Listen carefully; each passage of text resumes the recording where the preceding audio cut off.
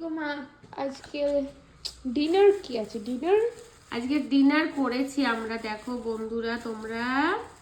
রুটি তো বানাতে হাতের পারছি না। অবস্থা ফার্স্ট কেমন আছে সেটা জানো? হাতের অবস্থা ওইরকমই আছে এখন, যতক্ষণ আমার ব্যান্ডেজটা না খুলবে ততক্ষণ কিছু বলা যাচ্ছে না যে আমার হাতটা কেমন আছে।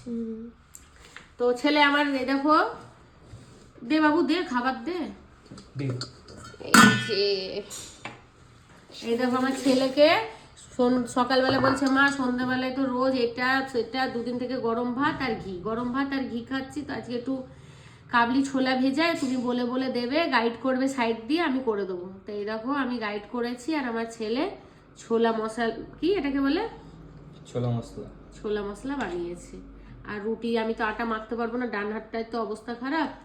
তো এই দেখো রুটি আমরা অর্ডার দিয়ে আমরা বানাই, একজনা বানিয়ে দিয়েছে। হ্যাঁ, তো তারাই বানিয়ে দিয়েছে, ওখান থেকে আমাদের কিনে নিয়ে এসছে।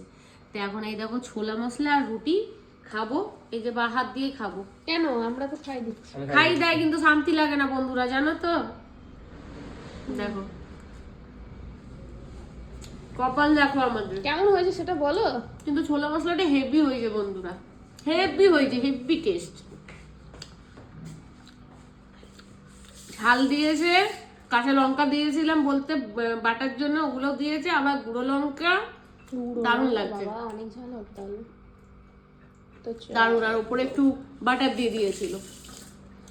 দেখতেই পাচ্ছ খুব সুন্দর টেস্ট। তোমরা অবশ্যই কমেন্টে জানাবে।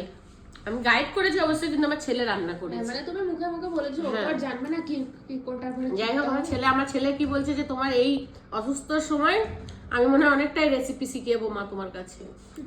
তা তোমরা অবশ্যই কমেন্টে জানাবে বন্ধুরা, অবশ্যই। আর তোমরা আমার পাশে থেকো। ব্যাস চলো আমরা এবার খেয়ে নিই, আবার আগামী ভিডিওতে তোমাদের সঙ্গে দেখা হচ্ছে। তোমরাও ততক্ষণে ভালো থেকো, টাটা, গুড নাইট।